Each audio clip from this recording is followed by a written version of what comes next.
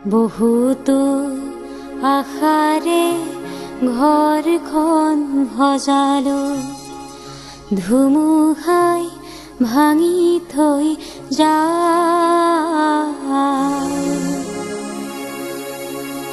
সুখৰে পজত মোৰ দুখৰে অতিথি,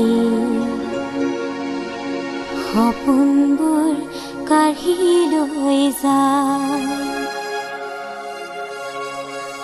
কিনো অভগা কপালৰ ৰেখা, কিনো অভগা কপালৰ ৰেখা, জীৱনৰ সংজ্ঞা হেৰা।